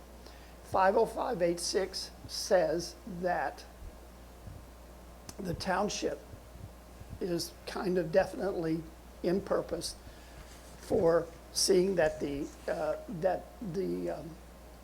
nuisance property you claim as nuisance property would be responsible for removing it if that got that far, okay? The hope is that we would not get it that far, that we would stop somewhere along the way, but I'm going to be trying to get this written in such a way that we would not have to use the wording inside 50586, but also find I know there's a statute in the ORC that gives us the ability to go to court. Okay, I just still can't find where I found it the first time. Any thoughts on that? Not at this time. Gotta read it though. That's fine, that's why I said but perhaps then maybe it would be best. We'll just read it and just come back read it next and come meeting? back next meeting. That would be There's fine. A lot there to read. Yeah, there is. So does Ross actually take the property owner to court, or do they just assess it on the tax bill They with the assess it county on the auditor? tax lien. Yeah. Mhm. Yeah, We where, know, we know how that works. Until the property sells, yeah, Yeah. we're not gonna get our money. right. And maybe not even then. Right. If Right. it goes sheriff's sale, Then you lose it. And I mean, we're not guaranteed to get our money, well, I mean, we wouldn't, but we would be forcing, in a different way, we would be forcing the owner to put forth the money by going to court. right. And that's the whole idea. So, and I just got to work with the prosecutors and see what's happening. Now, the title of this would change very drastically, because this would be a resolution, darn it, I lost the word in there, not amending the policy, but declaring the policy that we would have in terms of nuisance property, okay? That title is, would be rewritten as well, all right? But this is what, Wouldn't we put it in our zoning though? Our zoning, no, it's township who does it, so it has to be a why township wouldn't we, resolution. what's the advantage of doing that versus going through our zoning? The statutes are written that way. The 50586 says township, it doesn't say zoning anywhere in it. I can certainly try to get an answer to that, okay? The Ohio Revised Code 50587 is the guidance that puts it to the trustees, not the zoning. Yeah, 50587, 50586, and 505871 all say township.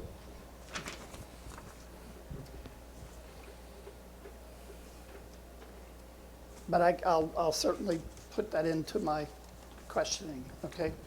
All right, so we'll put that off until next meeting. And the last thing on my list, the zoning commission meets for the first time this year, tomorrow night on the 15th. We're going to be taking up, the biggest thing we're going to be taking up there is to begin to find out all these little small businesses we talked about and the reason why we revised the thing. So we're going to be working up a plan to start to have a kind of registration of those businesses and get to know where they're at and get them sent off over to the fire department if they are potentially have hazardous material, et cetera, like we spoke of. The BZA will have its yearly first meeting on Thursday, January the 23rd. That's just a basic business meeting to set up the officers. And then we're going to be talking about, we are going to be speaking on talking about Robert's Rules of Order and also the Duncan factors. These are things that I've seen that are kind of like falling on the wayside in the BZA side, and I'm concerned and I want to strengthen that. Okay. Other than that, that's all I have. Any questions for me? Thanks, Dale. You're welcome. Dale, you need to make sure you put your meetings on the calendar back there in that back office up on the wall, so that okay. we're sure nobody takes this room for the nights that you need it. Oh, okay. I'll Okay. do that. I'll put them up for every month. The whole year's back there, so. Yep. Dale, I know at least some of your hearings, you are recording them. Recording all of them. I don't know, I haven't seen all of them, but where are you keeping them? Right Because now, they're on the the SD cards. card. The Do we little want to SD put those on a website or somewhere on? We only have a certain number of SD cards, and I was wiping them clean the other night, and I saw some zoning, and I didn't have any record of them anywhere else. So do we want to put them on a website or somewhere so we Yeah, I would keep like them? to. I hadn't gotten there yet, but I would like to, yes, because they still need to be out in the public too as well. Okay. I Can we don't put them on our website like we do the rest of ours? Yeah, we just put it under zoning. under zoning. Okay. Okay, You could make it under the zoning tab right. and put them, that way then I could Okay. move them out as we go. It's just a matter of copying them up and copying them, right? Well, Or is you've probably got buku of them on it, on DVDs. Or we just start We from just this start year, from this Start year from on. this from year this year Yeah. on and Okay. start putting them on. Well, I was going to do the ones I know I have on the SD cards too, which But were, we're running which out of were- SD cards. Yeah. You can't, well, I had they two weren't SD meant to cards be in there, permanent. right? Okay. All right. Ms. Reinhardt. Okay, number one, approved transfer of $500 to Fund 1,12323, which is repairs and maintenance, from 1,110 to 11 OPERS for 2019. So moved. Second. Mr. Brucker? Yes. Mr. Kolb? Yes. Mr. Updike? Yes. Motion approved. Approve a transfer of $500 to 1,124.20 operating supplies from 1,000, should be 110 to 11 OPERS for 2019. So moved. Second. Mr. Brucker? Yes. Mr. Kolb? Yes. Mr. Updike? Yes. Motion approved. Approve a transfer of $2,589 to 2211-23360, which is contracted services, from 2211-930-930 contingencies, 2211 or 2281? 2281, I'm sorry, Okay, all right. for the cloud annual fee for 2020. So moved. Second. Mr. Brucker? Yes. Mr. Updike? Yes. Mr. Kolb? Yes. Motion approved. Okay, approve the PO to Branstetter Carroll for $3,040.80 for the December 2019 construction phase billing from Fund 4101. Okay. So moved. Mr. Brucker? Oops, I need a second. Second. Mr. Brucker? Yes. Mr. Kolb? Yes. Mr. Updike? Yes. Motion approved. You threw me. I thought you were going to Yeah. read the whole thing. No, it should have Okay. been separated. Okay. That's kind of what I was thinking too. Yeah, and then I'm asking for a PO to Branstetter Carroll for $6,081.60 for January and February's 2020 construction phase billing from Fund 4101, so that I don't have to keep coming back every month and doing this after the fact. So that- moved. Second. Is that about $3,000 a month is what? Yes, Yeah. and it's the glide path of what we're paying Branstetter and Carroll is coming to, kind of to an end. Yeah.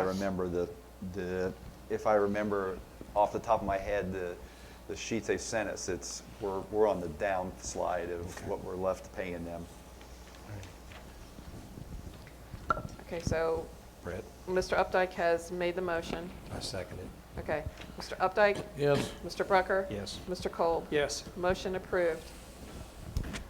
Approve the transfer of $1,572 to $1,124.20 operating supplies from $1,930 contingencies for the bleeding control station kits for the admin building, the community center, and Station 142. So moved. Second. Mr. Kolb? Yes. Mr. Brucker? Yes. Mr. Updike? Yes. Motion approved. Approve a then and now PO to Empire Building Company, Inc. for $91,584.40 for the December 2019 contractor payment with a then date of 12/2/2019 and a now date of 12/31/19 from Fund 4101. So moved. Second. Mr. Brucker? Yes. Mr. Updike? Yes. Mr. Kolb? Yes. Motion approved. And that's the first draw. Approve a PO to Vogelpool for $2,305 for the NFPA inspections for engines 141 and 142 from 2111 for 2119. 2019. 2019, yeah. Approved. Or so moved. Second. Mr. Brucker? Yes. Mr. Kolb? Yes. Mr. Updike? Yes. Motion approved. That is the annual safety inspections and preventive maintenance on those two trucks. That clears all of our trucks for this year's safety inspections and preventive maintenance.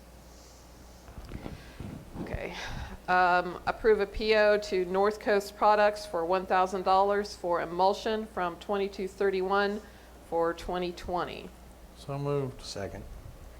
Mr. Updike? Yes. Mr. Brucker? Yes. Mr. Kolb? Yes. Motion approved.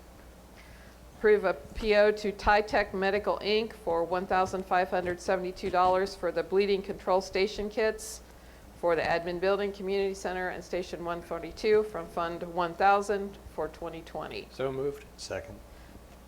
Mr. Kolb? Yes. Mr. Brucker? Yes. Mr. Updike? Yes. I have one more that I didn't put on here. I need a PO to ESO for $2,589 for the cloud annual fee for 2020. I forgot to put the PO on there. So moved. Second. Mr. Brucker? Yes. Mr. Kolb? Yes. Mr. Updike? Yes. Motion approved. In your packet that I gave you, I've given you the listing for all of the POs and BCs for the beginning of 2020. I've been told by UAN I don't have to ask approval for all of those, but just to give you a listing so that you can see what you signed tonight if you, because there were a lot for you Yes, to there go was a through. lot. And I need executive session for personnel. Okay.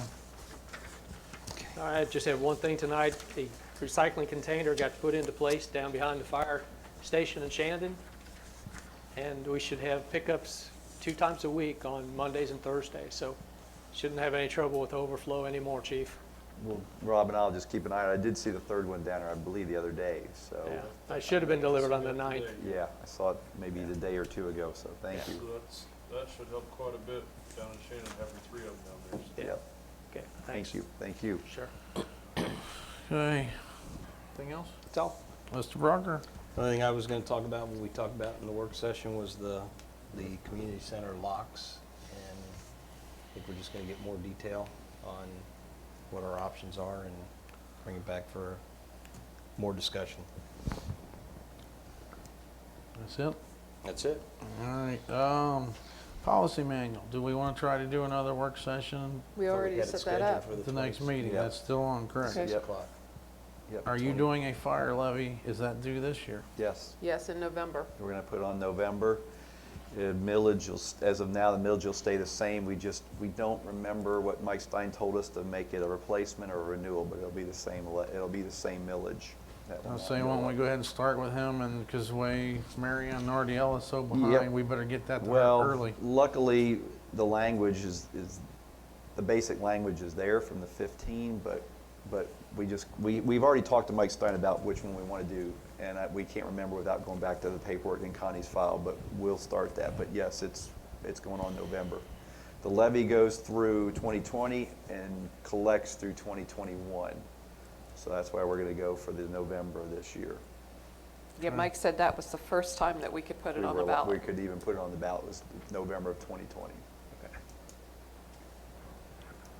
Yep. All right, the only other thing is, I thought about maybe seeing the department heads and executive for a few minutes for beginning of the year. If you guys don't mind, I don't know, is yours short, long? Mine's short unless you guys That'll make it work. long. And I do have one on contract discussion. I forgot to put on my, For executive? yes. All right, so I'll make a motion to go to executive session at 9:01 for Second. personnel reasons. Second.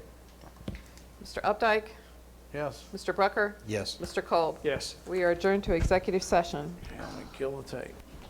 Oh, Jeez.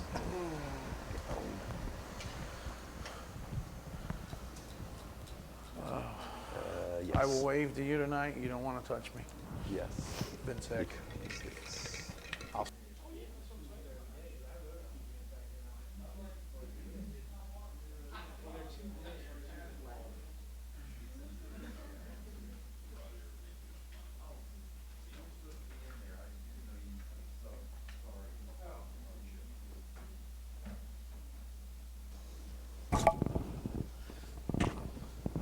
Where'd Tom go?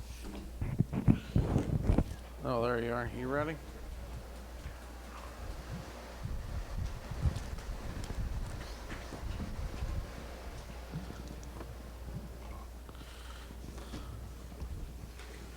All right, I'll make a motion at 9:48 to come out of executive session. Second. Mr. Updike, Yes? Mr. Brucker. Yes. Mr. Kolb. We are back in session. All right, so just had kind of department heads went over different things with administrator, trying to make everything gel a little bit better for upcoming year. Anything else? If not, I'll entertain a motion to adjourn. I'll make a motion to adjourn. Second. Mr. Brucker. Yes. Mr. Kolb. Yes. Mr. Updike. Yes. We are adjourned.